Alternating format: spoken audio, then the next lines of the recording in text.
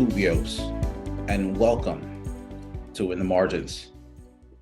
Today we have as our guest, Broward College President Gregory Haile with us. President Haile, thank you so much for joining us here on In the Margins. President Haile is spearheading a number of important initiatives with regards to students who are in the justice system, offenders, ex-offenders, really working to give that population of students a higher education opportunity that we all know will give them a chance, of course, to rejoin society and meet their full potential. And just so glad to have you with us here, President Haile. And I'd like to get right back, right into it here for In the Margins. You know, my first question for you, President Haile, I was wondering if you could talk a little bit about your own background. And of course, there are two important initiatives with regards to offenders and ex-offenders. But I was wondering if you could talk a little bit about what you personally bring to this work and what is the genesis of your own involvement with these two programs that we're going to discuss, of course, in the next few minutes. Sure. David, thank you very much for the opportunity to share and to spend some time with you. If we start with my own background and how I got engaged in this work, it's really, I'll have to speak broader about it because it's how I engage in the work of community colleges and Broward College in particular. As a young man growing up, I had an interesting engagement with my community. I grew up in South Jamaica, Queens, New York, which during the 80s and early 90s, during a very difficult time, during the height of the crack epidemic, a great deal of challenges in my community. I had bars in every window of my home. I had bullets come through my living room window, and unfortunately, I even lost friends growing up. And I was fortunate enough to learn, and what I would say by a matter of chance, of the opportunity to go to college. I was in the sixth grade. It was 1989. And my mother did something that I would consider courageous, and that is she lied about my address so I could go to school in a better neighborhood. And it turns out that after starting in the third grade to go through the projects, get on the bus for 45 minutes, get off the bus and walk for another 10 to 15 minutes to get to school. And it was 1989. I was graduating from elementary school. That's the sixth grade in New York. And I said to a friend who was from the neighborhood, this better neighborhood, more affluent neighborhood, I said, isn't this amazing? We're going to be the last class of the decade. And he responded immediately, no, we're going to be the last class of the millennium because we're going to graduate college in 1999. All right.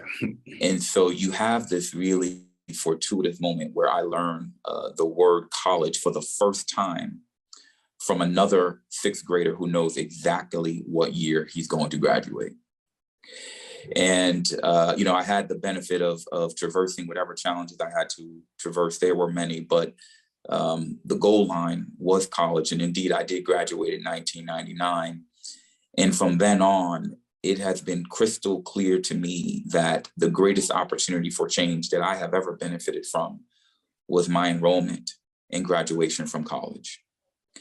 And when you think about that broadly, and again, as fortune and hard work and the grace of many would have it, I graduate college in 1999, and less than 20 years later, 19 years later, I end up serving as the president of Broward College, which is designed to do for thousands exactly what college has done for me.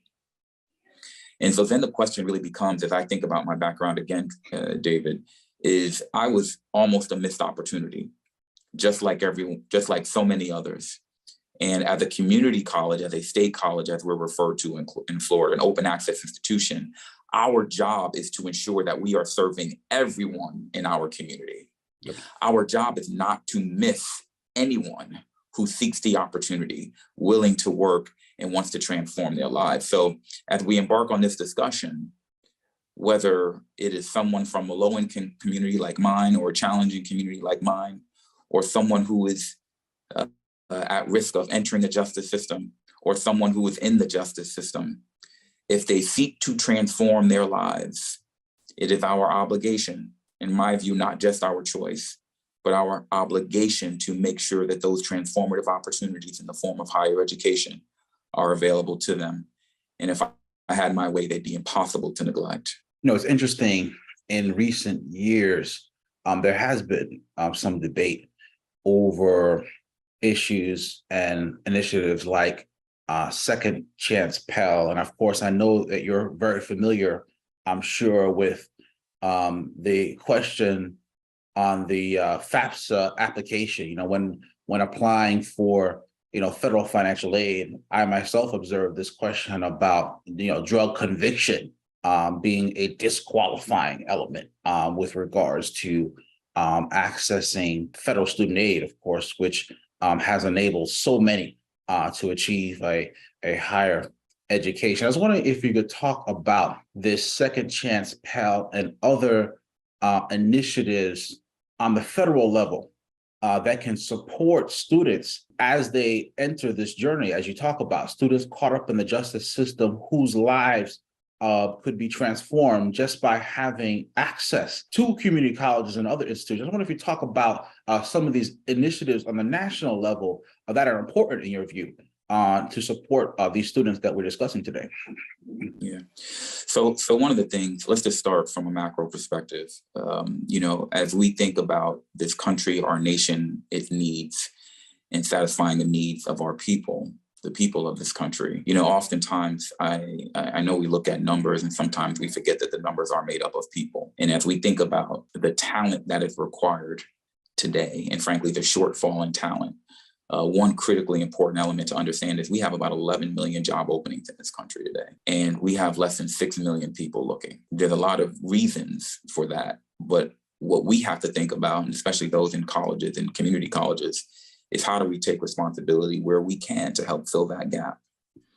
And of course, among the ways to fill that gap is to look at those who are incarcerated, who want the opportunity, who can be provided the opportunity to help meet the workforce needs of our community in our country. Now, once you get beyond that, we also have to think, just like any other human being who gets to benefit from a post-secondary opportunity, we know that should they receive quality post-secondary opportunity, they are likely to have a longer and healthier life. They are less likely to find themselves on public assistance. They are more likely to be contributors to their society. And probably in this context, the most critical component is they are less likely, dramatically less likely to recidivate should they have a post-secondary opportunity. So as we think about anyone in our community, let's just ignore for a moment the mistakes that may have been made that lend up to their incarceration.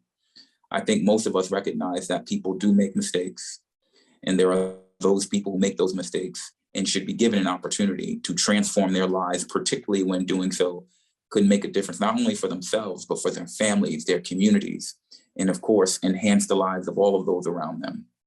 And so if you get to that point of understanding, and then again, it comes back to the ownership and responsibility for making sure that we are bringing those opportunities to those individuals, regardless of where they're located, regardless of incarceration. And in some cases, like what we'll talk about a little bit later, is a diversion program where we can help avoid incarceration and the return that comes from that as well. Yeah, and let's pivot to now two programs that, of course, you are spearheading at Broward College. I was wondering if you could talk about, in particular, the court to college diversion program, how it was developed, what was the genesis of this program, and how did the various stakeholders come together to make this program a reality? I was wondering if you talk about that a little bit. Yeah, David. So I'll harken back to the point about taking responsibility for the challenges of others and trying to ensure that we do the best we can to support those individuals with higher education opportunity. So I had the benefit, because before I stepped into the role of college president, I actually was a practicing attorney. I spent my first 7 years of my career actually as a corporate litigator. And then when I joined Broward College, I joined the college as its first in-house general counsel. Now, I say that to you not because the work that I did was in the criminal realm. It was not. But part of the reality was I had built many relationships in that space, friendships, partnerships, in which I'd worked with lawyers who were leaders in their communities to help make a difference in the lives of others in many different ways. But clearly, when I stepped into this seat, as I continue to ask myself, and I know most leaders, many leaders at institutions of higher ed continue to ask themselves, what does it look like to leverage whatever we bring to the table to make a difference in the lives of others? So, David, I will tell you, it was as simple and deliberate as calling for the court to college diversion program, as calling the public defender's office and calling the public defender himself, who had been a dear friend for about 15 years. And that friendship stretched in long part just because of the work we did in the community beyond higher education. And when I sat in this seat, and it wasn't long after I sat in this seat that I gave him a call, and we sat down together face to face, we recognized that there are opportunities to marry his work with the work of the college and simply talk through what would it look like if we created opportunities for those who were on the precipice of perhaps the most negative challenge that will impact their lives forever. And if we could, with the right individuals, be able to say, as an alternative, what would it be like for you to go to college? And, you think about some of the individuals that we're talking about, they're not unlike what I've described in myself. A lot of them never knew of the opportunity to go to college. A lot of them had never given it a thought. And now you think about the possibility of a judge, the public defender, and the state attorney coming together to say, we think that there's an opportunity for you to transform your life, and here's the moment. And so when this program was launched, and as it continues, what it does is it actually provides the individual with the opportunity to come to school, to come to college with the agreement of any victim of any crime that they've been involved with. And if they agree, then the individual gets to come to Broward College, receive their training, receive their attainment. And then at that time, they will have never had a penance, and any potential penance will have been waived from their record. And now all of a sudden, you've taken someone who could have gone a very, very different direction to one who becomes, by all measures, when you get a college credential, then you start to see very different outcomes. And so we're excited about this launch and the work that we're doing and the difference-making possibilities for the individuals who come through the program. No, that's phenomenal. And of course, you talk about the connections that in your prior positions and how those connections facilitated the growth of this program. And one thing, of course, that comes to my mind, and I'm sure others that listen to this podcast, is how they too could make similar partnerships. There are people wanting to make a difference in the lives of the incarcerated, but may not know how to go about connecting with those who are in charge of the justice systems in their jurisdictions. And so I was wondering if you have any word of advice for those who might want to launch similar programs around the country, seeing the potential that you have achieved, but may not know how to go about to do that. I was wondering if you could talk about what advice you might have for others seeking to do something similar across the country. Oh, so I used the term earlier that it was, and I hate to downplay it, but I do call it simple and deliberate. As I close on that question, I'll share the other really important critical program that we've been working on as well, and that is the Corrections to College program. Yes. And with that launch, what we've been able to do is identify a facility, a corrections facility in Broward County, which is the county that, of course, Broward College is home to. Mm-hmm. And it houses about 100 women who are facing the last 18 months of their sentence. And what we've been able to do now with them, again, first of its kind program for us, is to provide educational opportunities for the last 18 months of that sentence. Yes. So that when they transition, again, they will have the opportunities to meet the workforce needs of an employer, and again, thereby transform their own lives and all the benefits that come with the post-secondary opportunity. Yes. So they continue to focus on the simple and deliberate, David. That was a simple and deliberate as me picking up the phone, calling the Florida Department of Corrections, raising my interest and focus on addressing this need and providing for this opportunity. And the Department of Corrections, Florida, welcomed this opportunity with open arms. So I continue to think about and hope that others who look to replicate an effort of this type or efforts of these types is to recognize it is the power sometimes of simply picking up the phone.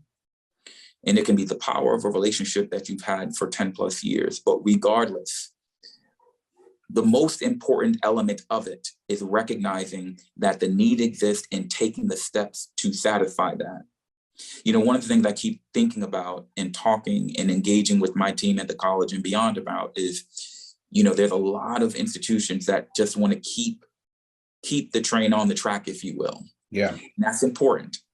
But we have got to be conscious of who we are missing and who should be on that train with us. Yes. And so when I keep thinking about, and I do today and I will tomorrow, and for as long as I sit in the seat, the question will always be, who are we missing and who do we need to make sure that the educational opportunity that we believe is all powerful should be exposed to, and currently it is not exposed to.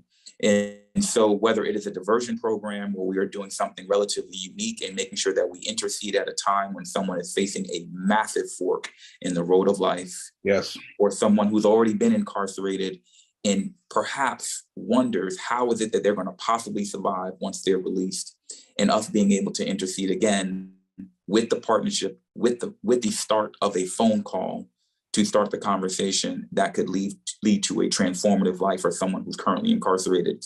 So it starts with the mission, David. It starts with the mission of recognition. We are open access and designed to understand who we are missing and go and get those folks to provide educational opportunity. Yeah. And then operationalizing it. Sometimes it has to be the leader. It has to be the president that says, the public defender, you and I are going to make this happen. And then sometimes it's reaching out to a public agency and their leadership and say, we have to make this happen together. And by the way, I'm not afraid to tell you that these conversations actually started before COVID. So it did take time. Of course, our whole world was disrupted, but we had to stay vigilant. We had to stay focused. Our mission never changed.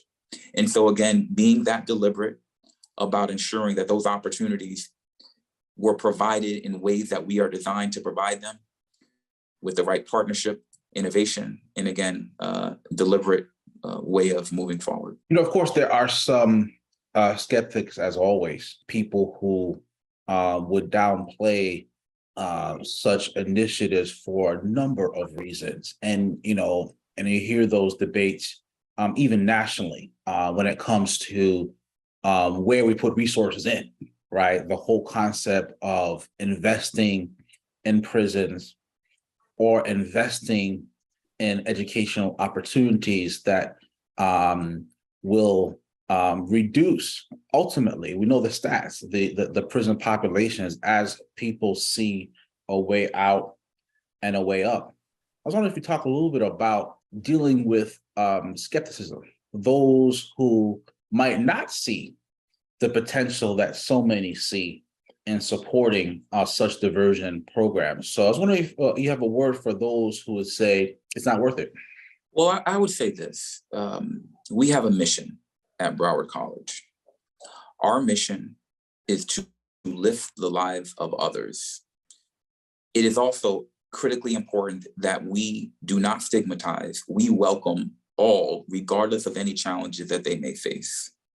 Some of those challenges might include just self-doubt, which I'm sure that many in the justice system face, but those who are not in the justice system face those challenges as well. Some of them may face, like I did, the need for remedial education, and those individuals face doubt. Some of them have challenges relating to transportation.